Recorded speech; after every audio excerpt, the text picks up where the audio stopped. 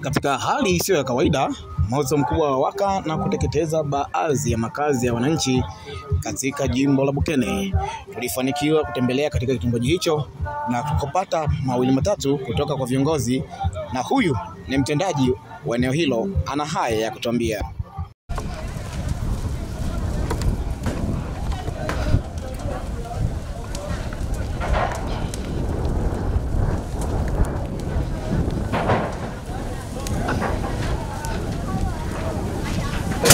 Afisa mtendaji wa kijiji cha Semembela, kwanza kabisa anapa kwa wananchi wote kijiji cha Semembela, kitongoji cha Busua. Chanzo cha moto kabisa naenda kusema nilikuwa ni utaratibu wetu kufanya usafi katika kijiji cha Semembela. Sasa leo tuko katika kitongoji cha Semembela. Sasa kwanza mida kama asubuhi tunahamasisha wananchi wote wa kitongoji cha Busua kufanya usafi.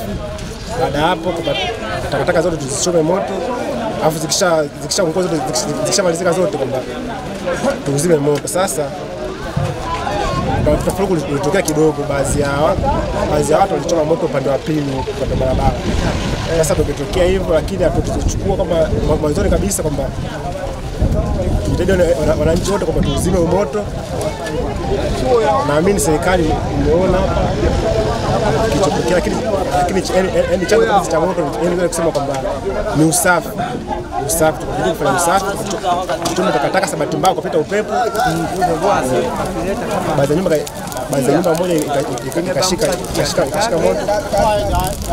Kama sisi wananchi wote kwamba tuzime moto, na bahati nzuri kidogo tumefanikiwa. Baadhi maana kuna nyumba zingine kama mbili tatu, sio zote zimeungua.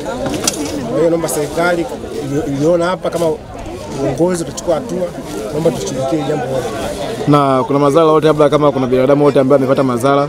Madhara yote hamna madhara yopatikana yote kwa binadamu wote kwa salama, ila tu kuna baadhi tu ya vitu tu vimeungua na baadhi ya nyumba, lakini binadamu wote kwa salama. Mbali na mtendaji huyo wa kata, tulipata nafasi ya kuongea na mmoja wa shuhuda ambaye alikuwepo eneo hilo na pia ni mlinzi shirikisho eneo hilo. Ana haya ya kutuambia. Mimi naitwa Hamisi Bundala Kazimoto, polisi jamii kata ya Semembela. Chanzo cha kutokea tatizo la moto, tulikuwa tumewahamasisha wananchi wafanye usafi wa mazingira, na kwa amejitahidi kiasi chake, amefanya mazingira wananchi wote kwa amani nzuri. Baada ya hilo,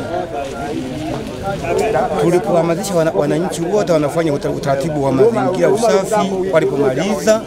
Walipomaliza wale wananchi kufanya usafi mazingira, sisi tukawa tena upande wa pili tunahamasisha wananchi tushiriki kwa swala la kufanya usafi mazingira. Tunarudi tumekuta moto umeshafika hapa, tunauliza kwamba mbona moto umefikaje upande wa pili?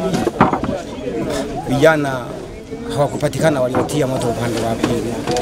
Kwa hiyo kwamba tuombe nguvu kwa wananchi kama unavyoona hivi. Baadaye limetokea tatizo upande kama huo hapa wa pili, nyumba 2-3 zimeathirika, ila binadamu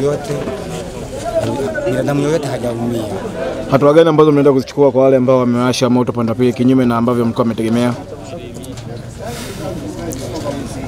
Mpaka sasa hivi bado hatujachukua hatua yoyote. Serikali tunaomba tu kwamba iingilie kati, isaidie kwa tatizo lililotokea hili. Hasara iliyotokea ninavyotazama mimi hapa, hasara moja ambayo nyumba 3 zilizoungua. Hatujajua kiundani zaidi kwamba kuna vitu gani vya muhimu vilivyoungua. Nje ya hapo, tulijitahidi kumpata mwananchi ambaye amepata madhara katika moto huo, na yeye ana haya ya kutuambia. Kwa jina naitwa Kumia Elias. Pole kwanza kwa majanga ambayo amekukuta. Asante. Kipindi moto unatokea wewe ulikuwa ndani au ulikuwa wapi? Nilikuwa huko mbele. Huko mbele. Na mpaka sasa madhara gani ambayo kwako yametokea, ni hasara gani ambazo umezipata? Nyumba imeungua na magodoro huko ndani. Magodoro huko ndani. Na kulikuwa kuna mtoto yoyote, yani kwa binadamu wote ambaye kudhurika kwako? Ilikuwa hamna. Nimewashirikisha watu wakaja kutusaidia. Wakaja kusaidia. Ombi langu mtusaidie.